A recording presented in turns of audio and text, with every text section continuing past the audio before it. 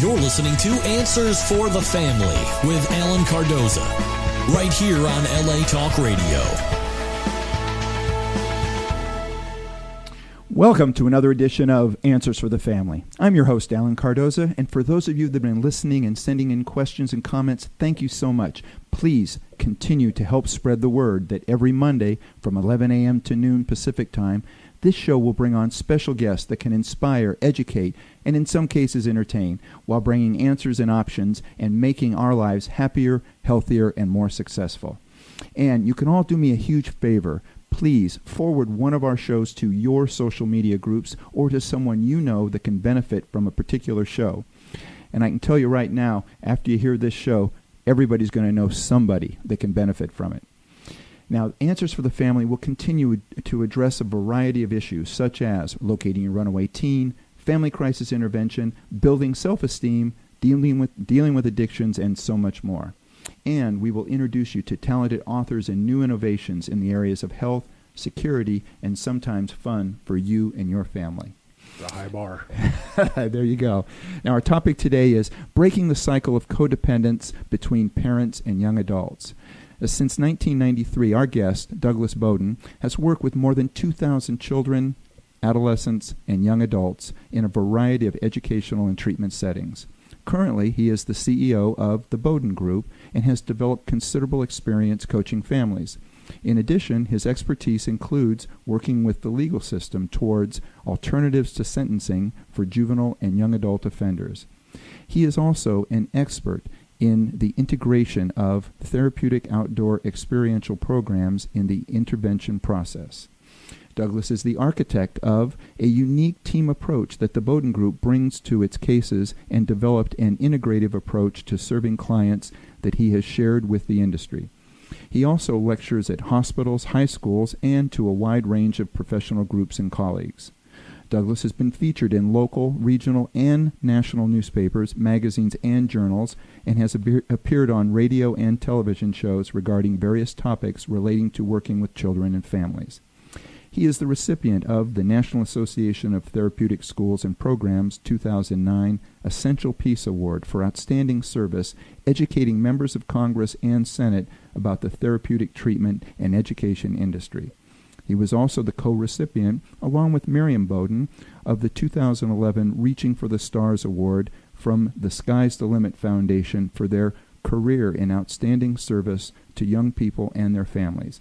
Douglas, welcome back to Answers for the Family. It's good to be here, Alan. Thank you. That's a lot to live up to. I can't believe I wrote that so many years ago about myself.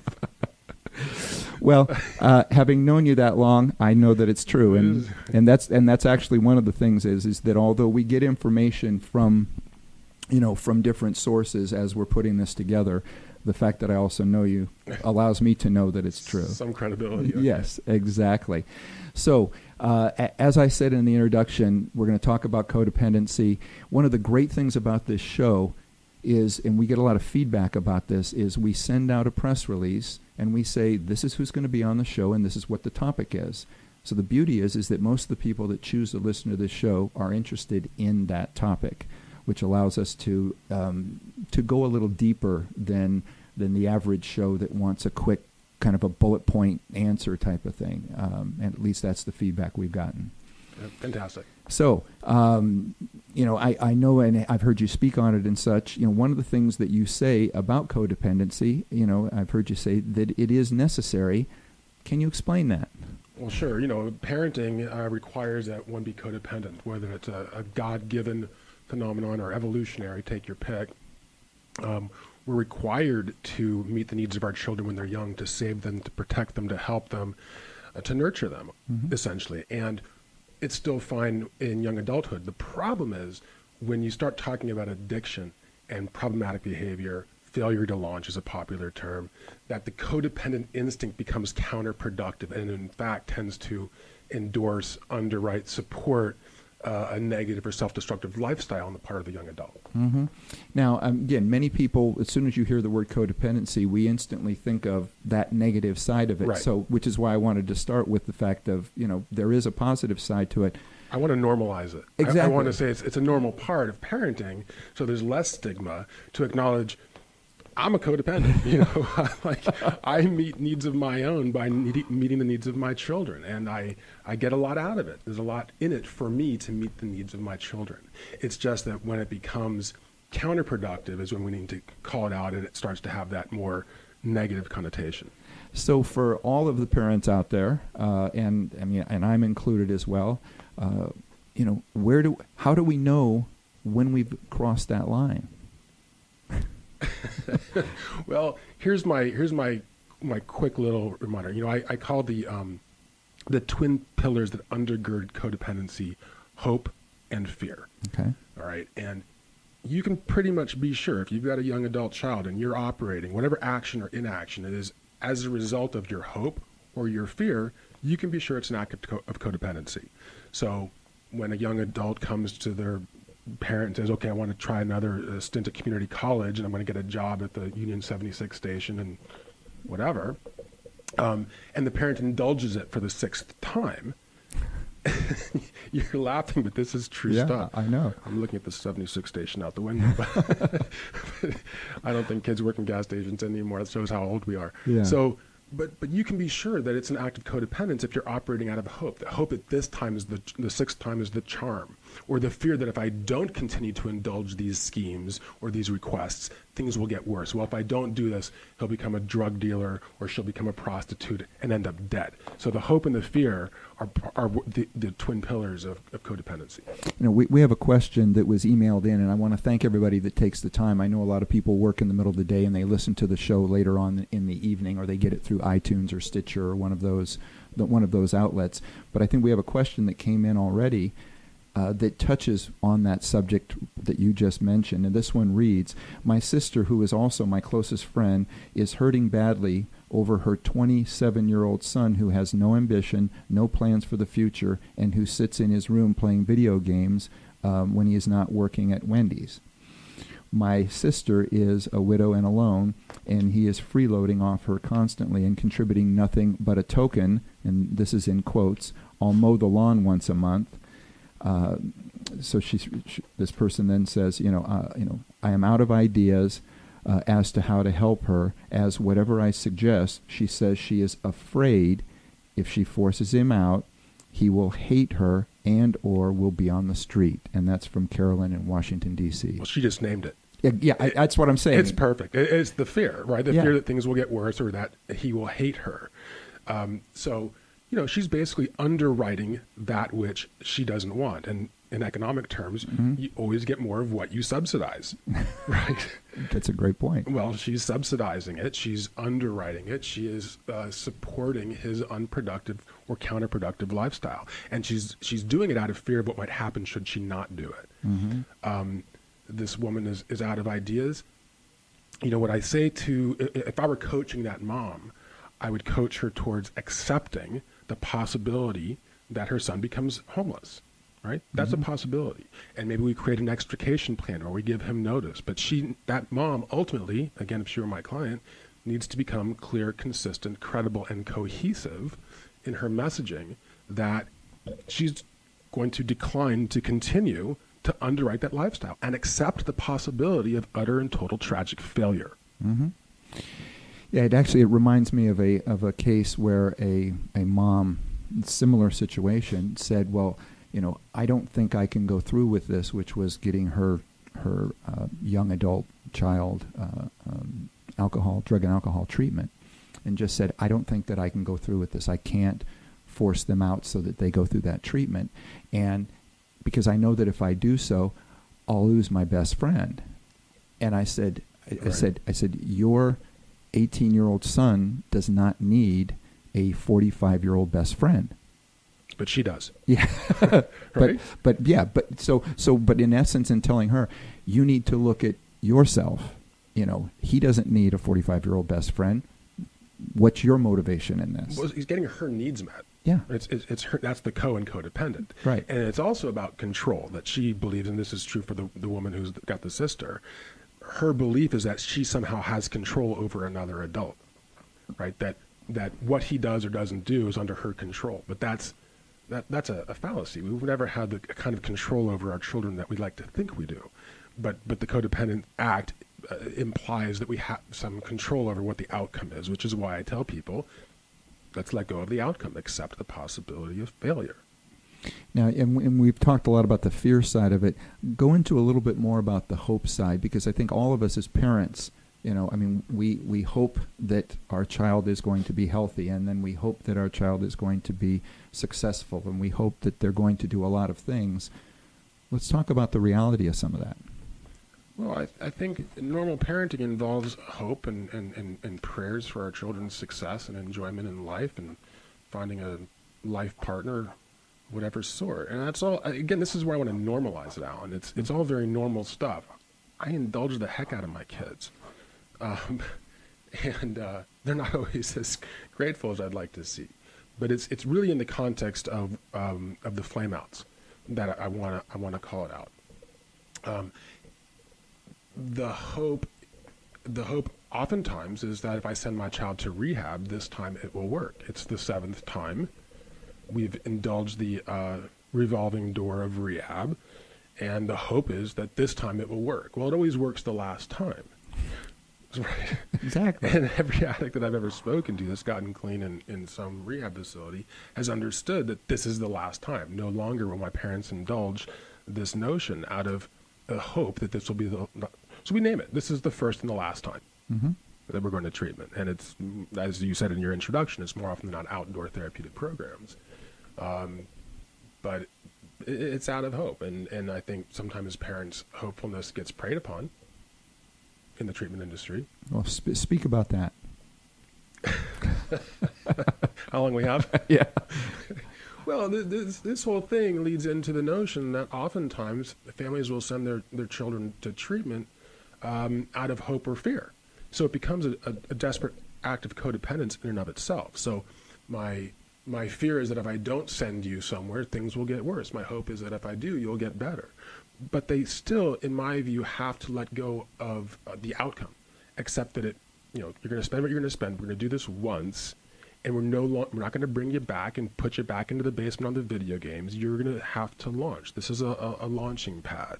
This is not an event, an episode of treatment to then return back to everything as it was and expect things to be appreciably different going forward. It's not realistic. Well, I think that brings up a great point, which is aftercare. The aftercare, so the child goes off to the program, they learn a structure. What do you suggest is done, or when you're working with a family, what do you recommend is done with that family to make sure that when that child comes back, they don't go back into the same pattern? Well, they don't come back. That's really it. You're talking about a young adult. It's time to launch. If it's a young adult, setting up at launch. Yes. Yeah, so we're talking young adult, yeah, and which is, I think, the context of this this particular conversation. It's to say that this is a launching. This is not a single moment of treatment that you're going to return from successfully. We're going to invite you to take ownership of your life and accept the possibility that even with treatment you might not. So in advance of sending a young adult into treatment, I have these conversations with parents so that they're prepared that this is not an episode. I use these words deliberately: clear, consistent, credible, and cohesive in the message that this is an opportunity to launch, but not an episode of treatment. You're not going to come back here. You're going to figure out where you can be on your own to internalize those skills and tools that you've started to develop in treatment and live your life independently. And coming back to, most of our clients are in California. It's insane to live here. The costs. Yes, exactly. Which invites dependency, right? Because that you kind of are required to have ongoing parental subsidies, because living on one's own without not just a good job, but a very good job is unrealistic in the types of parts of California that our clients are coming from. And I think that's a great point. What are some of the other boundaries that can be set? Because obviously they're saying they're not coming back in. The assistance in regards to employment. Are there other things that can be done where parents can still feel as though they're meeting that little bit of that codependency need by helping, but not not bringing them back in and giving them the video game again? Well, part of what we have to do is determine, is the child using that subsidy effectively at that point? So let's say someone goes through treatment and they need some ongoing support for college or living circumstances. Well, if that young person is leading a healthy, productive lifestyle, there's no reason why parents shouldn't continue to support and subsidize that if it's done with healthy limits and boundaries, and if the child is taking good advantage of it. That's what we all want to do, Sure. right? It's just that in the context of kids that are self-destructing, it's counterproductive. But if you're giving a $500 a month subsidy and the kid's smoking pot all day, right, you're basically paying for his pot. Well, let's not do that, right? Mm-hmm. I shouldn't say pot anymore. It's THC because it'll be gummy bears. Exactly. And actually there was something in the news recently, and I don't know if you saw it, but where and I want to say he was in his 30s or whatever, was suing his parents. Sued his parents for asking him to leave. I love that. I know. That was great. Yeah. I did like the fact that the judge found in favor of the parents, that said that they actually do have the right to ask their son to leave in his 30s and to go make a life for himself. And that's the definition of chutzpah. I mean, how did that even get to court? Yeah, exactly. But some of these things, we actually deal with. They're funny because they're so absurd that it became a national viral story. Right. But there's also an epidemic of people that are continuing that. To do the same thing. To do the exact same thing. It just doesn't make national headlines. Or the courts. Or the courts. I know. That was great. So now, one of the things that I know that you have, and it's referred to as the Boden Pyramid of Development. Share a little bit about the Boden Pyramid of Development and how you use that with families. Well, it's a ripoff of Maslow, so let's just acknowledge that out of the gate. And if you picture a pyramid, at the bottom is safety, and then ultimately self-esteem and self-confidence. Identity is the next level up. The level after that is healthy relationships. And above that is educational, vocational pursuits, and ultimately the future. So there's 5 sections going up vertically. I talk about that because a lot of people come to us concerned about the 4th level up, academics, educational pursuits. Sure. And that's where we're really seeing the signs that we haven't developed. But ultimately, if we look at the bottom phases, most of the clients that we deal with are stuck at self-esteem and identity. That they're, if you take the 30-year-old who's on or the 27-year-old that this woman wrote in about, that kid fundamentally has not had any success or achievements or any wins in a number of years.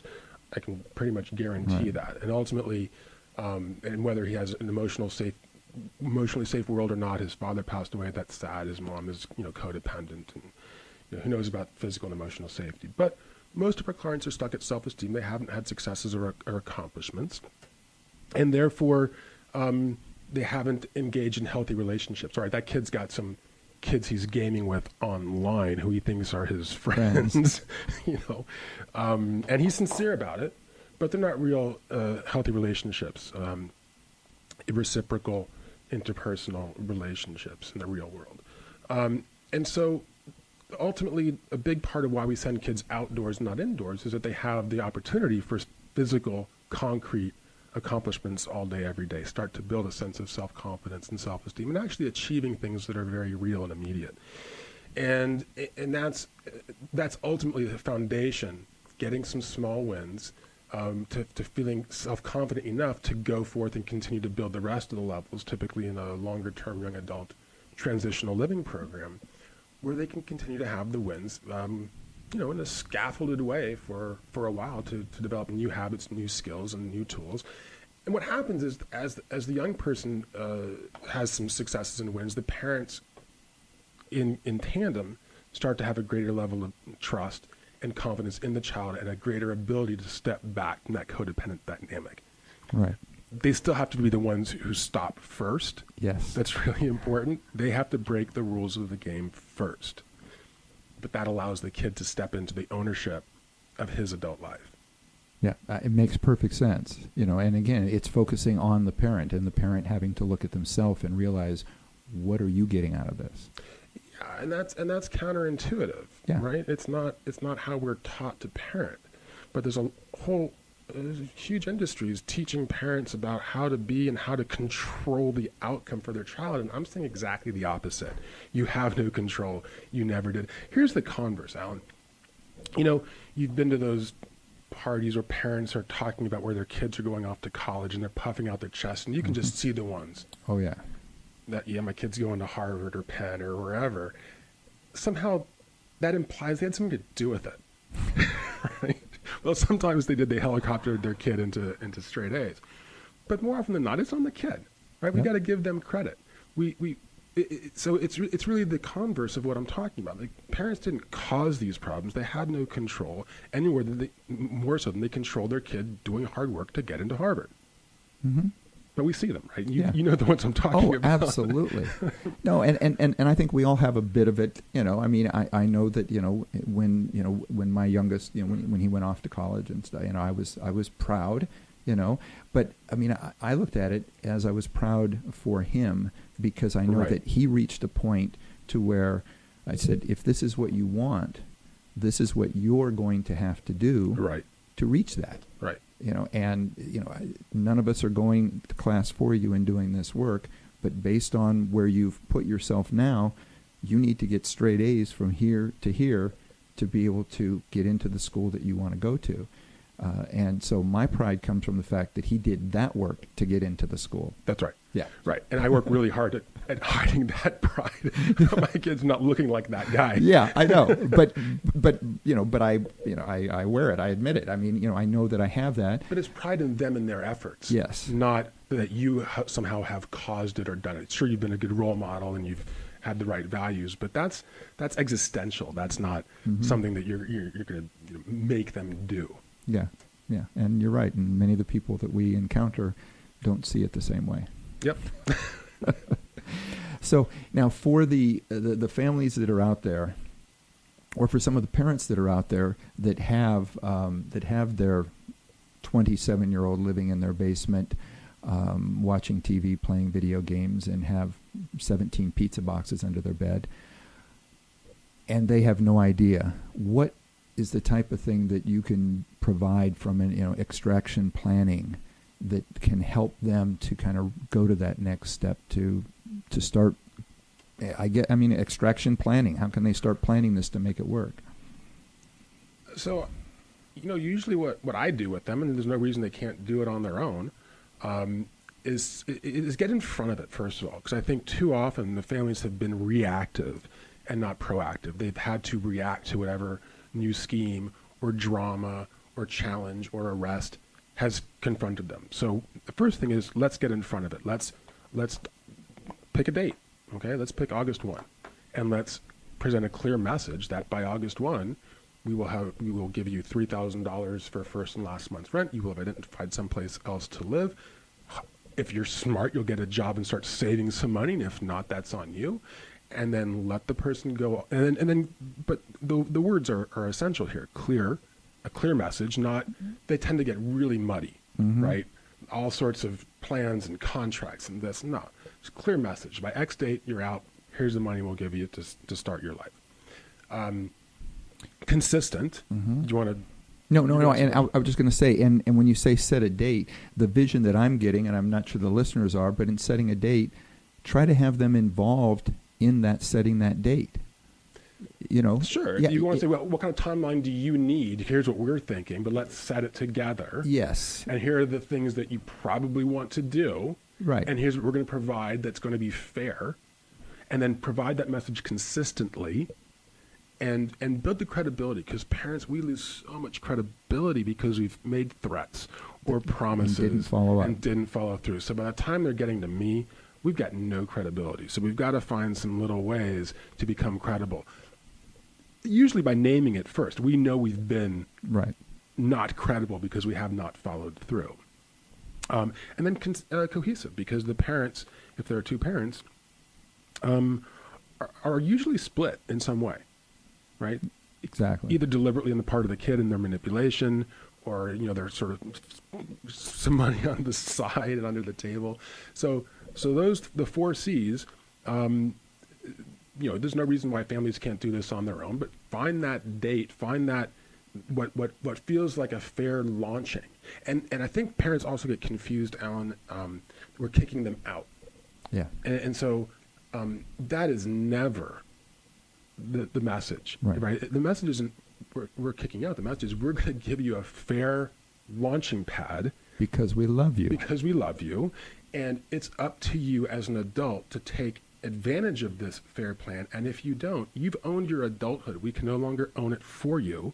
Mm-hmm. And you will make your choices. And we will accept the possibility that you'll make some bad choices. And we will accept the outcome. We're going to let go of the erroneous belief that we have any control over what you do. We're going to give you a fair launching so we can sleep at night. Mm-hmm. And what you choose to do as an adult is on you. You're welcome to come home for Sunday dinners and whatever. We're not getting you out of our life. We'll always love you and welcome you here if you're healthy and constructive and positive in your life. And this way, it's everything I'm saying makes sense, I think, right? Yeah, but absolutely. I think it's the hardest thing to do. Oh, yeah. It's really the hardest thing I watch parents do. Yeah, of course, yeah. And, I think we run into a lot of the same things.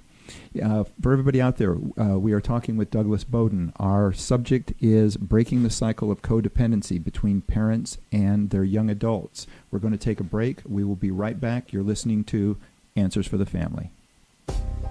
Founded over 30 years ago to meet the needs of families in crisis, West Shield has continually focused on resolving issues that negatively impact families and businesses. Our signature therapeutic transportation service helps to ensure that adolescents in crisis are safely transported to specialized schools, programs, and treatment centers with unsurpassed experience and success. We are supported by our full-service licensed investigation agency that has legally, professionally, and compassionately located hundreds of runaways and teens. We are experienced and qualified to help, offering solutions which may include referrals to our international network of top professionals in the fields of educational consulting, psychology, psychiatry, and investigations. Simply put, West Shield Adolescent Services and West Shield Investigations are the best solutions when your family is facing a personal crisis. Call 1-800-899-8585, 24 hours a day, 7 days a week.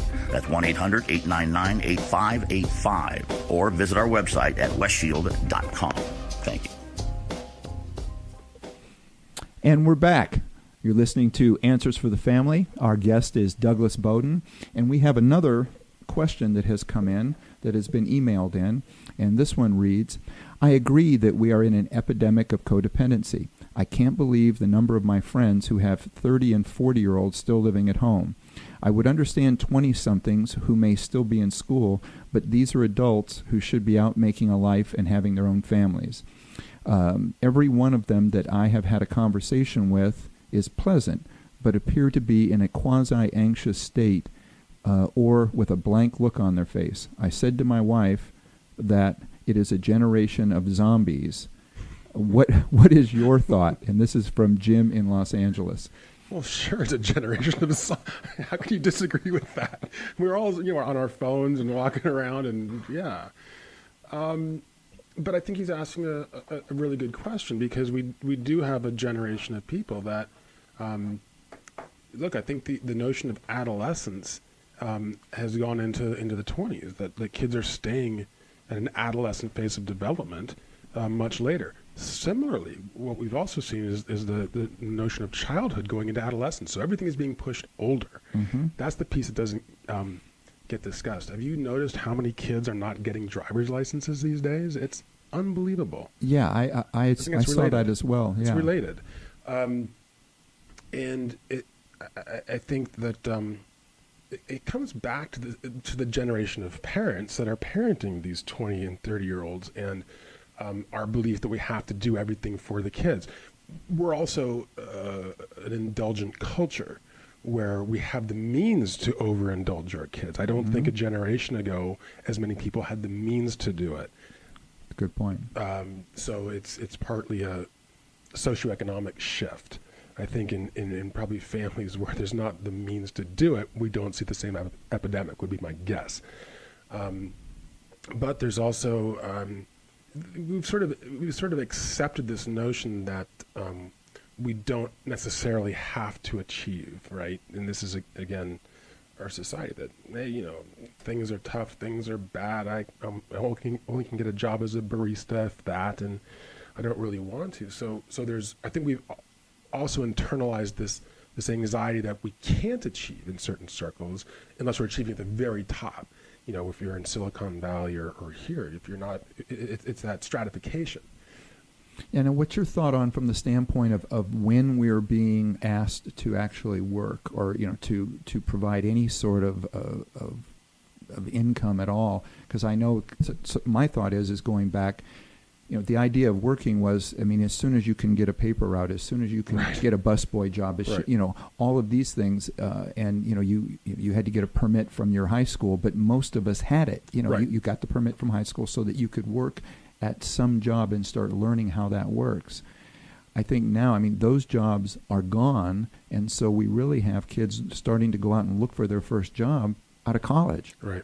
There's no paper boys anymore. Yeah. Right. It's not a thing. Well, there's no papers. Yeah, that too.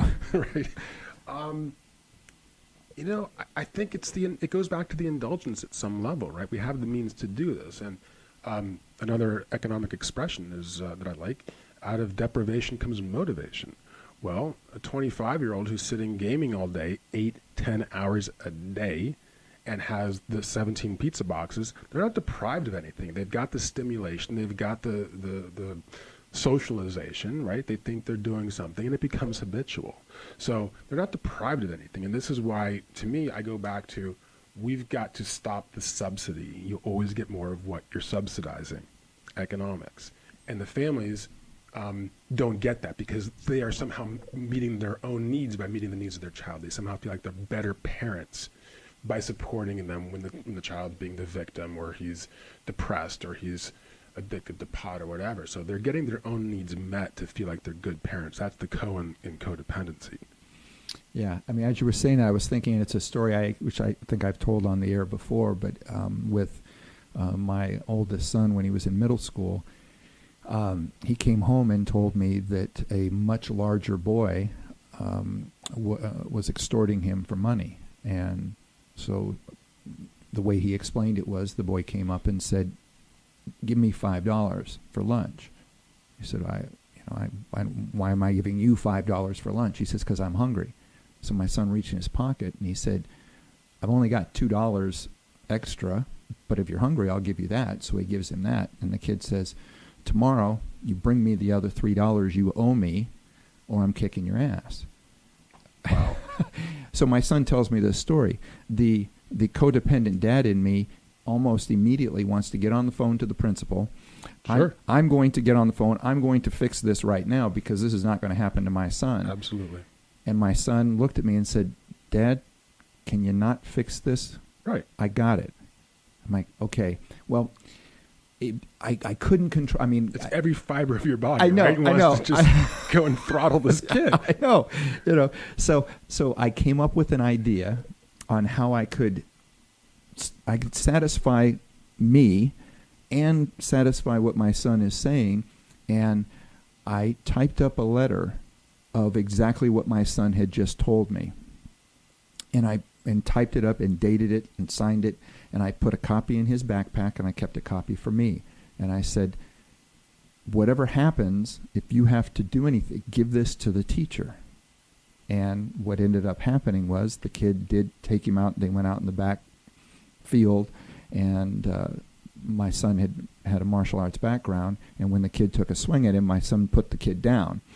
How good did that feel for you? Oh, yeah. When the principal told me that, I had this big smile and then realized I shouldn't be smiling about this, Right. but I couldn't help it. Right.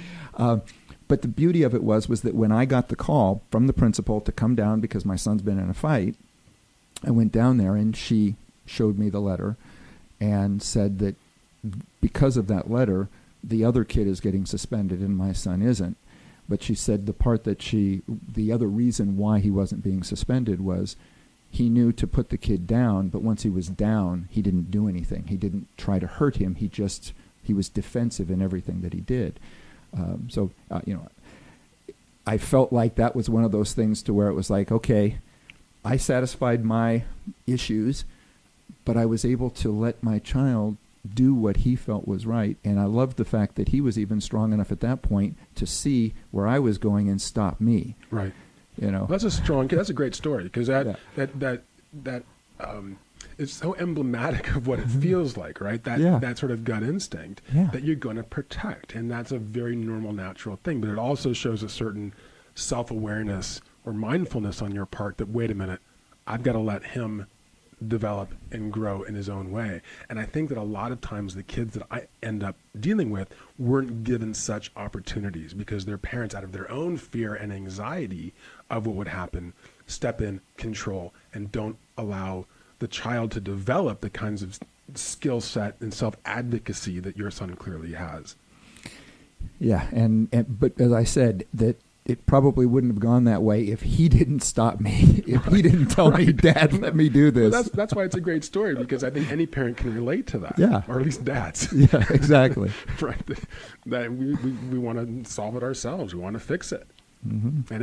And you know what it does ultimately, by fixing it for them, it's deprivation. It deprives the child of the opportunity. And I think when you talk to a parent about deprivation for their child, it also resonates. It's just, again, a little counterintuitive that what I'm doing by meeting their needs for them is I'm depriving them of their right and their responsibility to grow up, take ownership of their own adulthood.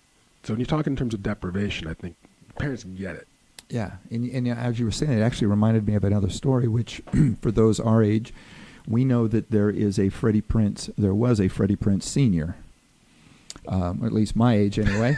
There was a Freddie Prinze Sr. There is now a Freddie Prinze Jr. that is an actor and such. Well, Freddie Prinze Sr.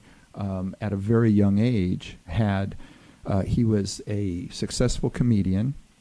He was a good-looking young man, and he was starring on a successful TV show called Chico and the Man. And he had everything.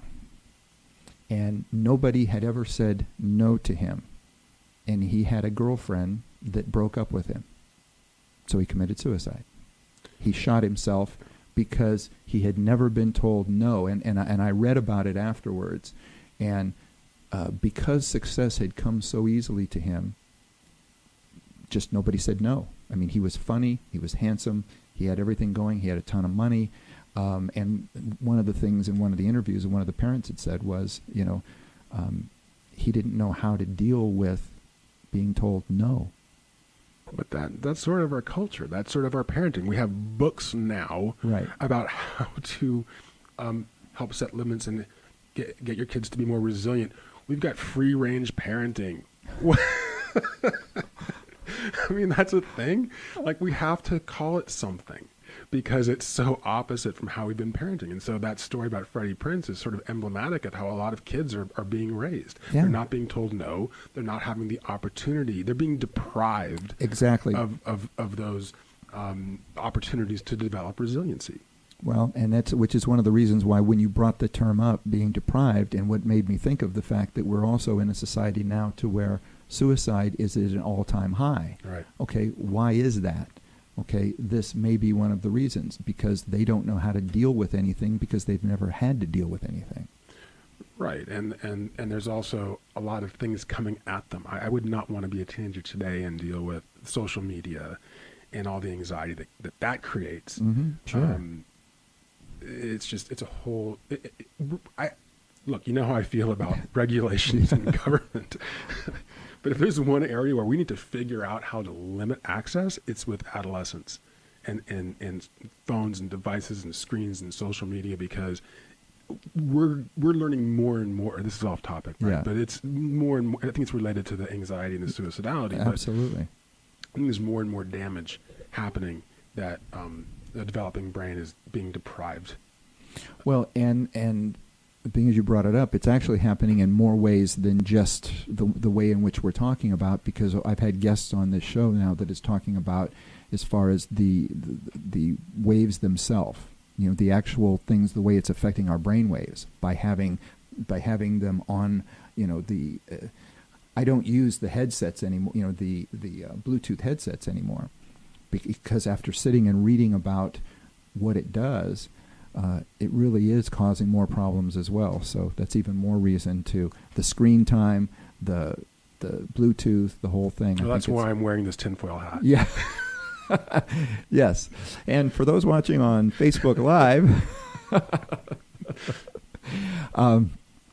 so, I know that, and I want to go back to a little bit more about what you're doing to help. And I know that you have a mentorship program, and I know you started it about 4 years ago. Mm-hmm. Share a little bit about that, so I think people will understand some of the things that are being done out there or that can be done. Well, I want to make sure I'm sharing credit with Austin, who started it. He really started it, and I was smart enough to get out of his way. So I call it accidental brilliance, and basically it's the notion, and it makes perfect sense. I've got these guys in their mid-20s who are compelling role models working with kids, and we're letting the parents step out as these mentors or working with the kids themselves, 14, 16, 20, to figure out their own direction, but not as the parent's agent, really as the person to assist the young person as sort of their partner in accomplishing what they want to do, whether it's learning to surf, woodworking, fishing, getting a job, getting out of bed in the morning, learning to ride the bus, right? Some of these things that are just, back when we were raised with the free range parenting, we had to kind of figure out, right? So that's been a tremendous addition of a lot of growth in that. It's been great. Oh, I mean, I think it's great as well, and I know that there's more of that going on to where parents are realizing that, you can bring somebody in to help, but I love the fact that it's somebody that's coming in that the young person is not looking at it as, oh, well, this is just an extension of my parent. We work really hard to make that clear up front, and to keep that boundary with the parent, because it goes back to their desire to control. So we can tell on the front end, is this someone who's looking for someone else to control their kid because they can't, right? Versus, are we really stepping back enough to give the room and the space for that kid to take ownership of what he or she wants to do? And that's a big difference, and it's really hard, because I think parents have been inculcated to believe that they're supposed to be controlling all these things, that they're somehow responsible for the children's success. And it's just, we've been led to believe we have a lot more control over these things than we really do. Couldn't agree more. So, if you had the power, I'm sorry. Let's say if I had the power to place you in charge of fixing the codependency problem, what would be the first three things that you would do? So we talked a little bit about, there should be some things that can be legislated, and I know that we're not really, we don't believe that everything should be legislated, but what are three things that could be done or that you would do if you were given that role? King for a day. King for a day, exactly. Oh, I think we've built a dependent culture, right? And it's both in terms of how the government operates and the numbers of people that are net recipients of government largesse, and the same thing is happening on the micro level in the households. I would name it. I think it's been named. I don't think it's done anything about it. I don't think we're going to end it. But I think, and this is why I wanted to come here, to talk about codependency. I think in a way that's different than how it's typically looked at. Right.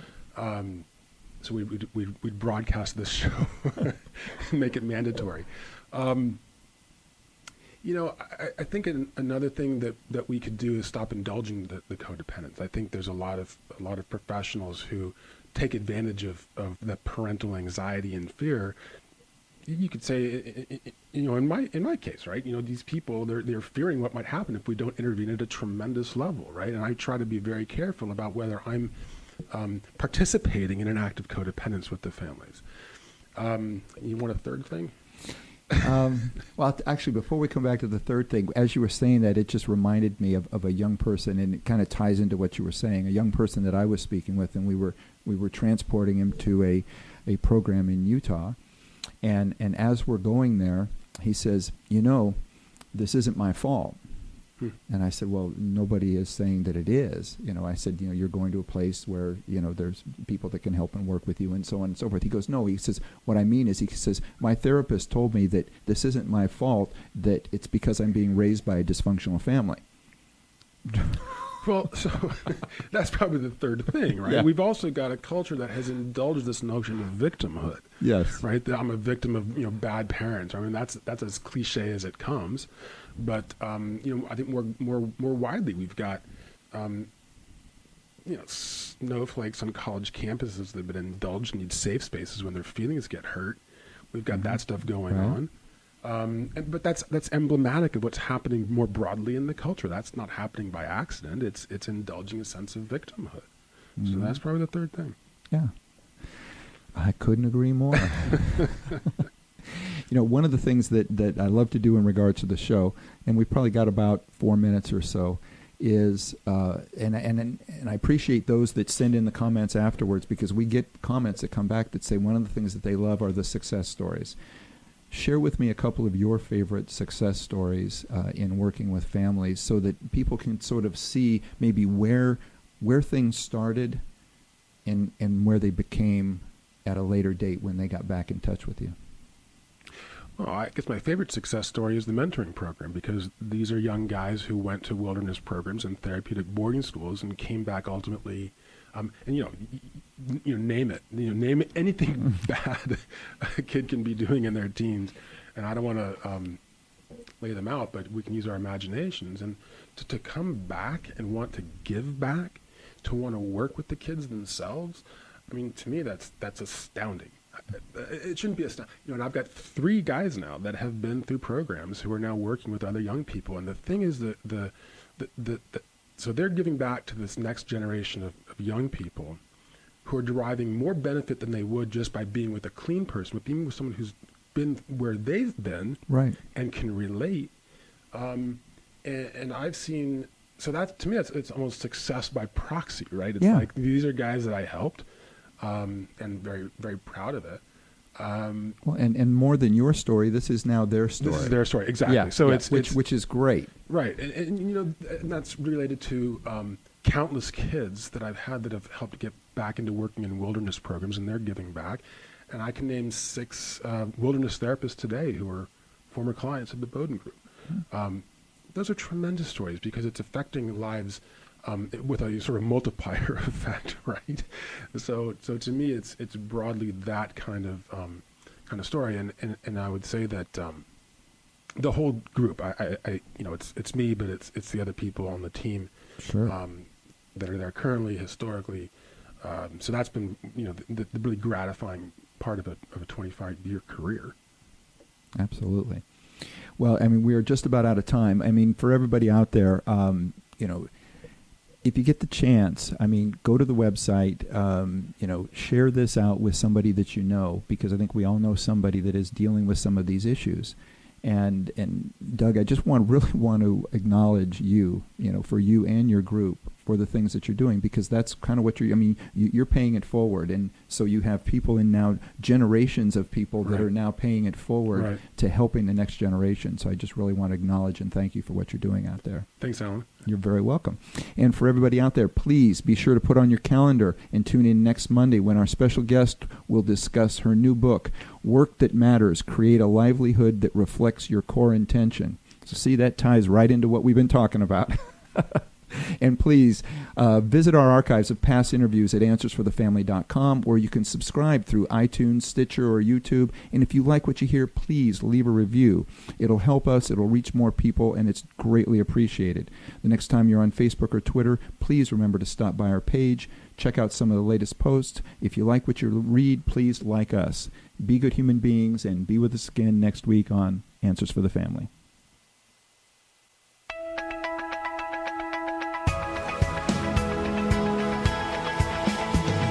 You're listening to Answers for the Family with Alan Cardoza, right here on LA Talk Radio.